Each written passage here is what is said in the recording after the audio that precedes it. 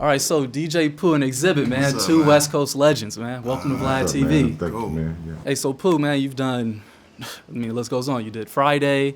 You also did The Wash. I mean, so what was the process of doing this movie? The process of doing this movie was nothing like those. I mean, now this was a this was a complete independent effort. I set out to make an independent movie, and this is a small, low-budget movie. It was under $2 million movie. We also got a tax credit from the state of California, which helped out. We love the state of California.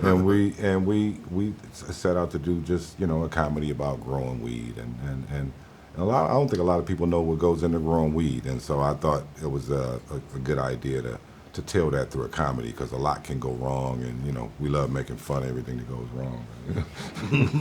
Awesome, man. So you were also on one of my favorite all-time albums. You were on Tupac's All Eyes on Me album. Oh, thank you. And man. so what was what was it like working with Pac? I mean, we have the movie coming out later on this year. It's the year of Pac. He just got inducted to the Hall of Fame. I saw the movie, man, and L.T. Hutton. Man, they did a fabulous job with the movie, man. There's a lot of haters out there, man, but I saw it, man, and it's I think it's gonna do really, really well. And working with Pac was something that I'll never forget. There's nobody out there like Pac. Nobody as passionate as Pac. And I not only got a chance to work with Pac, but the whole crew on When We Ride, which was just one of my favorite all-time songs that I've ever done.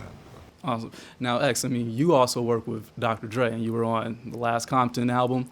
Now, it's been over a year now since that album's dropped, so we've had some time to sit on it. Yeah. So how do you rank that album compared to 2001 and the original Chronic album? I don't rank albums. You know what I'm saying? Yeah. I think that you got to look at the body of work, and from what I see, it's pretty impeccable. So, I enjoy all the projects and all the endeavors that is co-associated with working with Dre.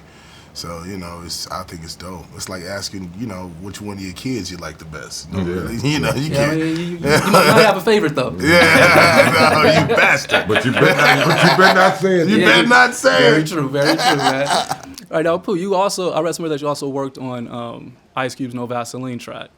Now, is that true? That's true. Okay, now, when you worked on it, did you think it was going to become such a huge record that ended up becoming? You know what? Not. I mean, I always think when we're doing something, we honestly think we hope and think it's going to do something, or else we wouldn't even be doing it. But it was something at the time that the Cube had the greater idea of what it would be, and had a vision, and he called me and woke me up in the morning and told me to meet him at the studio and help him with it. And the same thing goes for Today Was a Good Day, which is probably the biggest record I've ever produced with Cube. He called me one morning and had me meet him at the studio, and he had the Isley Brothers album under his arm, like, sample this, and like, so he's a very organized and prepared cat. And so, and I always say that about Cube, he get down. Respect.